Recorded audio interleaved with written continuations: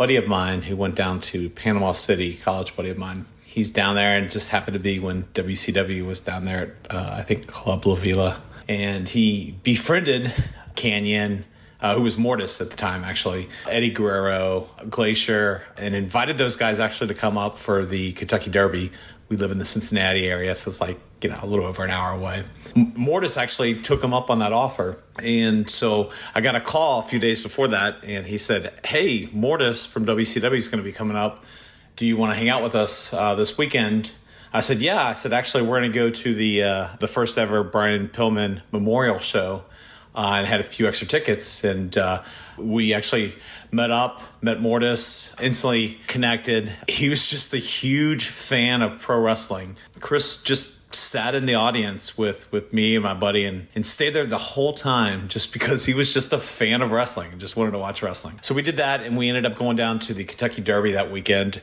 And when the Derby ended, we were leaving, and a few drunken football players from a college around there actually picked a fight with us. I think primarily because Chris was a really, noticeably larger dude. Chris took out like 4 of the guys and actually had pinned up one of the guys up against this truck, and just couldn't understand like why the guy was not dropping, and he's punching him.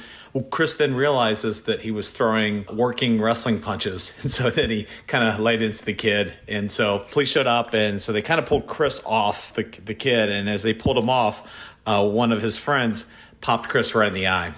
And so Chris, of course, instantly had this huge black eye. This was on a Saturday.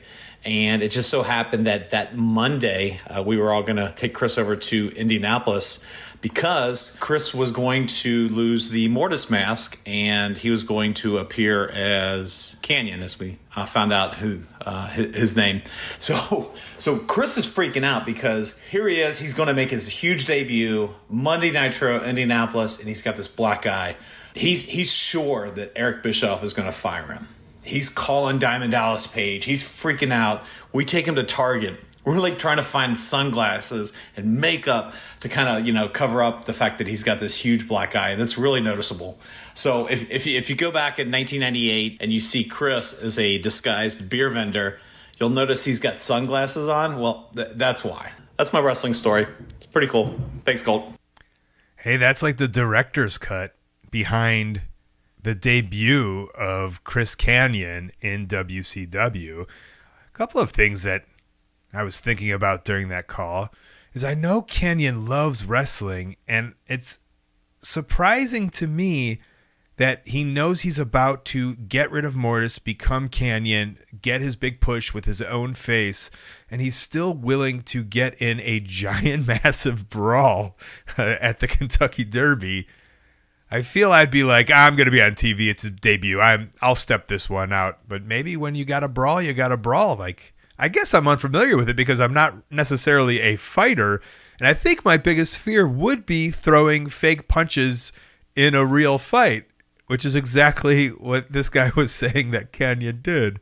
I think that's what a lot of people are hoping for. I guess this scenario is what people hope for, maybe.